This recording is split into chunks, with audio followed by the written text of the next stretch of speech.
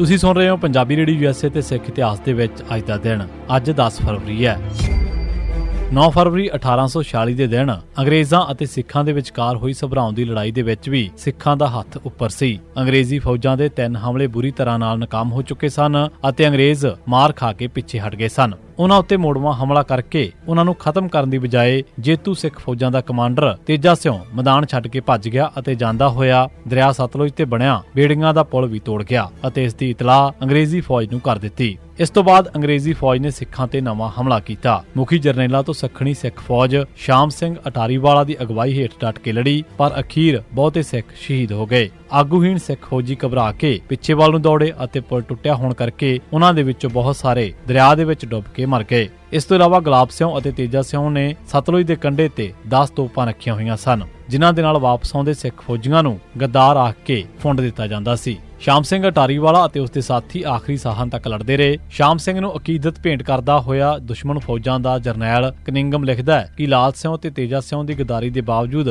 ਸ਼ਾਮ ਸਿੰਘ ਗੁਰੂ ਗੋਬਿੰਦ ਸਿੰਘ ਜੀ ਦੇ ਸੱਚੇ ਪੁੱਤਰ ਵਾਂਗ ਜੂਝਿਆ ਅਤੇ ਸ਼ਹੀਦੀ ਪ੍ਰਾਪਤ ਕੀਤੀ। 10 ਫਰਵਰੀ 1907 1906-7 ਦੇ ਵਿੱਚ ਖਾਲਸਾ ਕਾਲਜ ਅੰਮ੍ਰਿਤਸਰ ਦੀ ਇਮਾਰਤ ਬਣ ਰਹੀ ਸੀ। ਇੰਜੀਨੀਅਰ ਧਰਮ ਸਿੰਘ ਬਿਨਾਂ ਕੋਈ ਤਨਖਾਹ ਲਏ ਨਿਸ਼ਕਾਮ ਸੇਵਾ ਕਰ ਰਹੇ ਸਨ। ਖਾਲਸਾ ਕਾਲਜ ਸੰਬੰਧੀ ਹੋਈ ਇੱਕ ਮੀਟਿੰਗ ਦੇ ਵਿੱਚ ਅੰਗਰੇਜ਼ ਅਫਸਰ ਮੇਜਰ ਜੌਹਨ ਹਿੱਲ ਨੇ ਨਿਸ਼ਕਾਮ ਸੇਵਾ ਸੰਬੰਧੀ ਘਟੀਆ ਲਫ਼ਜ਼ ਵਰਤੇ, ਜਿਸ ਦਾ ਸਾਰੇ ਸਿੱਖਾਂ ਨੇ ਬਹੁਤ ਬੁਰਾ ਮਨਾਇਆ। ਇਸ ਤੇ ਧਰਮ ਸਿੰਘ ਨੇ ਆਪਣੇ ਆਪ ਨੂੰ ਖਾਲਸਾ ਕਾਲਜ ਤੋਂ ਅਲੱਗਾ ਕਰ ਲਿਆ। 10 ਫਰਵਰੀ 1907 ਦੇ ਦਿਨ ਜਦ ਨਵੇਂ ਇੰਜੀਨੀਅਰ ਜੋ ਕਿ ਇੱਕ ਅੰਗਰੇਜ਼ ਸੀ ਉਹਨੇ ਚਾਰਜ ਸੰਭਿਆ ਤਾਂ ਪਾੜਿਆਂ ਨੇ ਹੜਤਾਲ ਕਰ ਦਿੱਤੀ। ਇਸ ਤੋਂ ਮਗਰੋਂ ਅੰਗਰੇਜ਼ਾਂ ਨੇ ਖਾਲਸਾ ਕਾਲਜ ਦਾ ਵਿਧਾਨ ਬਦਲ ਦਿੱਤਾ ਅਤੇ ਇਸ ਤੇ ਕਬਜ਼ਾ ਕਰ ਲਿਆ। ਇਸ ਤੋਂ ਮਗਰੋਂ ਸਿੱਖ ਰਿਆਸਤਾਂ ਨੇ ਕਾਲਜ ਦੀ ਮਾਲੀ ਮਦਦ ਬੰਦ ਕਰ ਦਿੱਤੀ। ਅੰਗਰੇਜ਼ਾਂ ਦਾ ਵਿਰੋਧ ਕਰਨ ਤੇ ਪ੍ਰੋਫੈਸਰ ਜੋਤ ਸਿੰਘ ਅਤੇ ਹੋਰ ਪ੍ਰੋਫੈਸਰ ਨੌਕਰੀ ਤੋਂ ਕੱਢ ਦਿੱਤੇ ਗਏ। ਇਸ ਦੇ ਜਵਾਬੇ ਅਮਲ ਵਜੋਂ ਸਰਦਾਰ ਸੁੰਦਰ ਸਿੰਘ ਰਾਮਗੜੀਆ ਨੇ 1909 ਦੇ ਵਿੱਚ ਕਿ ਖਾਲਸਾ ਕਾਲਜ ਸਿੱਖਾਂ ਦਾ ਪੈਂਫਲੇਟ ਲਿਖ ਕੇ ਖਾਲਸਾ ਕਾਲਜ ਪੰਥ ਨੂੰ ਮੁੜਵਾਉਣ ਵਾਸਤੇ ਲਹਿਰ ਸ਼ੁਰੂ ਕਰ ਦਿੱਤੀ।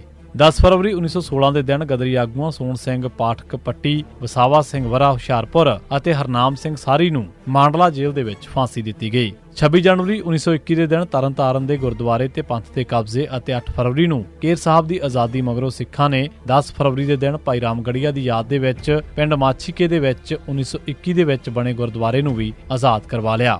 10 ਫਰਵਰੀ 1923 ਦੇ ਦਿਨ ਬੱਬਰ ਅਕਾਲੀਆਂ ਨੇ ਪੁਲਿਸ ਦੇ ਮੁਖਬਰ ਜ਼ੈਲਦਾਰ ਬਿਸ਼ਨ ਸਿੰਘ ਰਾਣੀ ਬੂਆ ਨੂੰ ਕਤਲ ਕੀਤਾ। ਇਹ ਐਕਸ਼ਨ ਬੱਬਰ ਸੰਤਾ ਸਿੰਘ ਦੀ ਅਗਵਾਈ ਹੇਠ ਕੀਤਾ ਗਿਆ ਸੀ।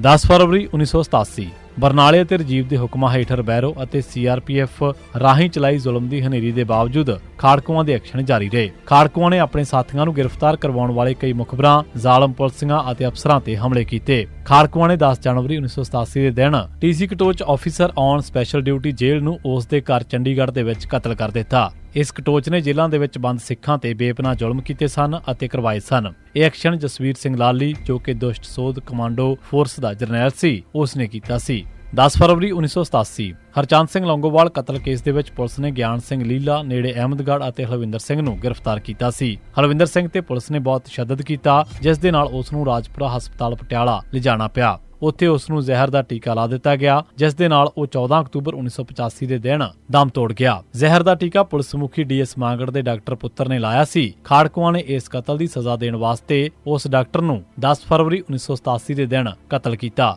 10 ਫਰਵਰੀ 1987 ਦੇ ਦਿਨ ਪੰਜਾਬ ਪੁਲਿਸ ਨੇ ਮਾਸਟਰ ਅਜੀਤ ਸਿੰਘ ਤਰਸਿੱਕਾ ਨੂੰ ਨਕਲੀ ਮੁਕਾਬਲੇ ਦੇ ਵਿੱਚ ਸ਼ਹੀਦ ਕੀਤਾ। ਉਸ ਦੇ ਇੱਕ ਭਰਾ ਨੂੰ 1 ਸਾਲ ਪਹਿਲਾਂ ਹੀ ਇੰਜ ਹੀ ਸ਼ਹੀਦ ਕੀਤਾ ਸੀ। 10 ਫਰਵਰੀ 1990 ਦੇ ਦਿਨ ਪੰਜਾਬ ਪੁਲਿਸ ਨੇ ਕੁਲਵਿੰਦਰ ਸਿੰਘ ਵਾਸੀ ਸੋਲ ਗੁਰਦਾਸਪੁਰ ਨੂੰ ਨਕਲੀ ਮੁਕਾਬਲੇ ਦੇ ਵਿੱਚ ਸ਼ਹੀਦ ਕੀਤਾ। 10 ਫਰਵਰੀ 1991 ਦੇ ਦਿਨ ਪੁਲਿਸ ਨੇ ਸੁਰਿੰਦਰ ਸਿੰਘ ਮਿੰਟੂ ਵਾਸੀ ਭਿੱਖੀਵਿੰਡ ਨੂੰ ਨਕਲੀ ਮੁਕਾਬਲੇ ਦੇ ਵਿੱਚ ਸ਼ਹੀਦ ਕੀਤਾ।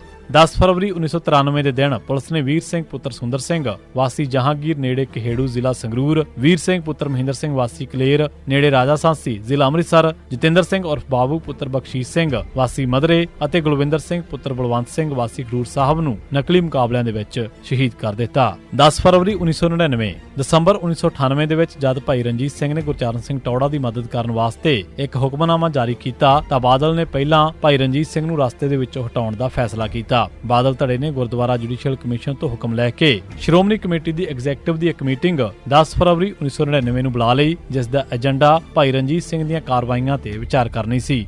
ਇਸ ਨੂੰ ਮੱਦੇਨਜ਼ਰ ਰੱਖਦਿਆਂ 6 ਫਰਵਰੀ ਦੇ ਦਿਨ ਸ਼੍ਰੋਮਣੀ ਕਮੇਟੀ ਨੇ 8 ਫਰਵਰੀ ਤੋਂ 10 ਫਰਵਰੀ ਤੱਕ ਛੁੱਟੀਆਂ ਕਰਨ ਦਾ ਨੋਟਿਸ ਜਾਰੀ ਕਰ ਦਿੱਤਾ ਅਤੇ ਸਾਰੇ ਦਫ਼ਤਰ ਬੰਦ ਕਰ ਦਿੱਤੇ। ਇਸ ਤੇ ਉਸ ਦਿਨ ਬਾਦਲ ਧੜੇ ਦੇ 10 ਮੈਂਬਰਾਂ ਨੇ 10 ਫਰਵਰੀ ਨੂੰ ਸ਼੍ਰੋਮਣੀ ਕਮੇਟੀ ਦੀ ਐਗਜ਼ੈਕਟਿਵ ਦੀ ਮੀਟਿੰਗ ਗੁਰੂ ਨਾਨਕ ਨਿਵਾਸ ਦੀ ਪਹਿਲੀ ਮੰਜ਼ਲ ਦੇ ਵਰਾਂਡੇ ਦੇ ਵਿੱਚ ਕੀਤੀ। ਇਸ ਮੀਟਿੰਗ ਦੇ ਵਿੱਚ ਰਣਜੀਤ ਸਿੰਘ ਨੂੰ ਅਕਾਲ ਤਖ਼ਤ ਸਾਹਿਬ ਦੇ ਮੁੱਖ ਸੇਵਾਦਾਰ ਦੇ ਅਹੁਦੇ ਤੋਂ ਮੁਅੱਤਲ ਕਰ ਦਿੱਤਾ ਗਿਆ ਅਤੇ ਨਾਲ ਹੀ ਮਨਜੀਤ ਸਿੰਘ ਅਤੇ ਕੇਵਲ ਸਿੰਘ ਦੀਆਂ ਕਾਰਵਾਈਆਂ ਬਾਰੇ ਪੜਤਾਲ ਕਰਨ ਵਾਸਤੇ ਇੱਕ 3 ਮੈਂਬਰੀ ਕਮੇਟੀ ਦਿਖਾਵਟ ਦੇ ਤੌਰ ਤੇ ਬਣਾ ਦਿੱਤੀ ਗਈ। ਇਹ ਸੀ ਸਿੱਖ ਇਤਿਹਾਸ ਦੇ ਵਿੱਚ 10 ਫਰਵਰੀ ਦਾ ਦਿਨ। ਤੁਸੀਂ ਸੁਣਦੇ ਰਹੋ ਪੰਜਾਬੀ ਰੇਡੀਓ USA।